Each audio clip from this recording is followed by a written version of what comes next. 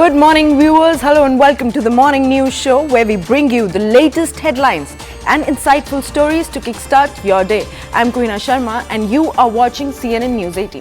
First up, we're discussing the preparations in the run-up to the Lok Sabha elections. Now, the first day of the BJP's National Council meeting was held on Saturday, which was attended by over 11,000 BJP leaders from across the nation.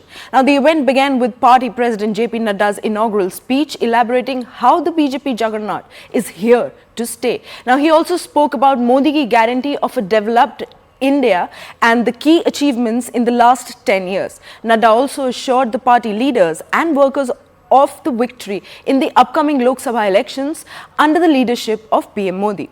Now, the Ram Mandir in Ayodhya was among the main themes of the day. The second day of BJP National Council meet will be held today, and PM Modi is expected to address the council and set out a resolution on INDIA bloc called Congress Indi Gadbandhan ki Hatasha ki Rajniti is also expected to be released out today.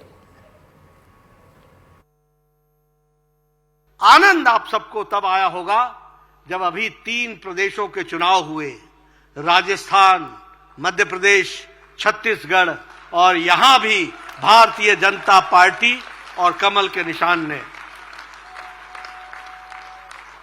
ये सब संभव हुआ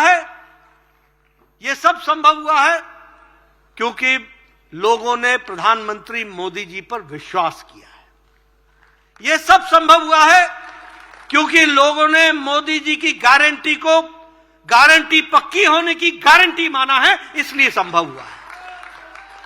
और उन्होंने प्रधानमंत्री मोदी जी के कार्यक्रमों को और कार्यक्रम के साथ साथ उनके किए गए कार्यों को मुहर लगाई है, वो भी हम सब लोगों ने देखा है कि आज एनडीए की 17 प्रदेशों में सरकारें हैं और 12 प्रदेशों में विशुद्ध भारतीय जनता पार्टी की सरकार है।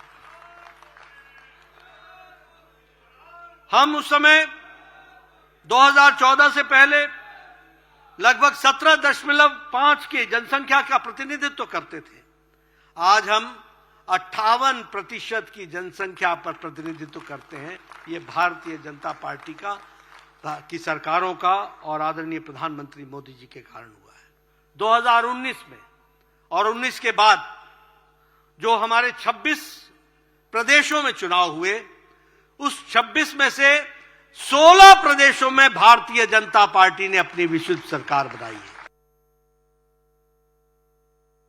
आज भारत के अंदर सड़कों के निर्माण के रूप में अगर आप देखेंगे, हाईवे आज जिस गति से बढ़ रहे हैं, जो पहले 60 से 65 किलोमीटर प्रतिदिन की भी जिनकी रफ्तार नहीं थी, आज 130 किलोमीटर पर डे के हिसाब से भारतीय जनता पार्टी की प्रधानमंत्री मोदी जी के नेतृत्व की सरकार ने पिछले 10 वर्ष में इस स्पीड को आगे बढ़ाने का कार्य किया।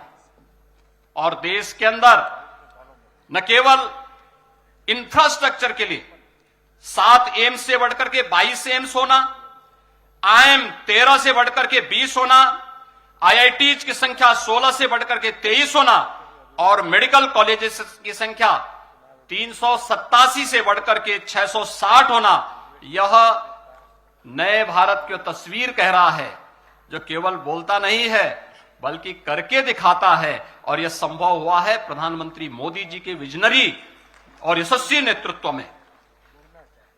अगर हम किसान देश के अंदर गरीब कल्याण की बात देखें, पिछले 10 वर्ष के अंदर 12 करोड़ किसानों को प्रधानमंत्री किसान सम्मान निधि के माध्यम से उन लोगों को लाभान्वित करने का कार्य किया गया।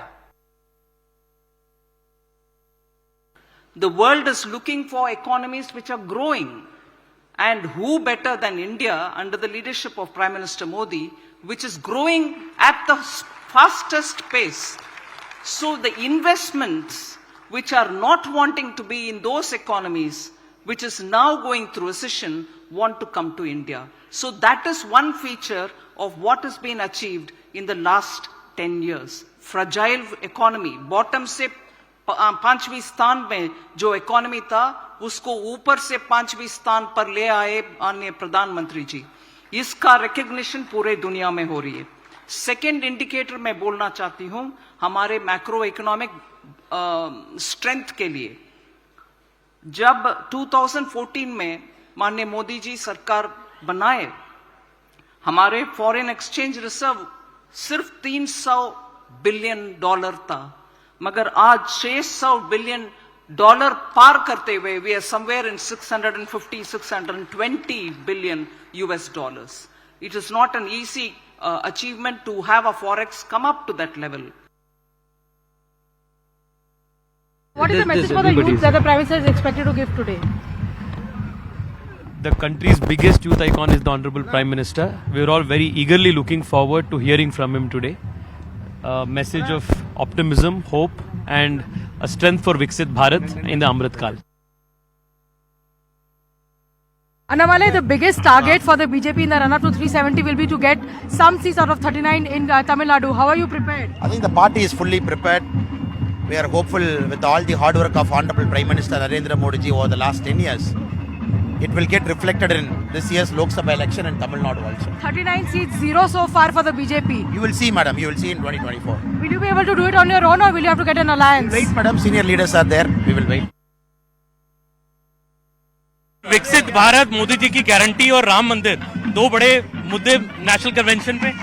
देखिए 24 में 440 का झटका विपक्ष को लगेगा और भारतीय जनता पार्टी 440 सीटों तक विजय हासिल। 400 पार का जो है मोदी जी का लक्ष्य वो पूरा होगा, ये मोदी जी की गारंटी है।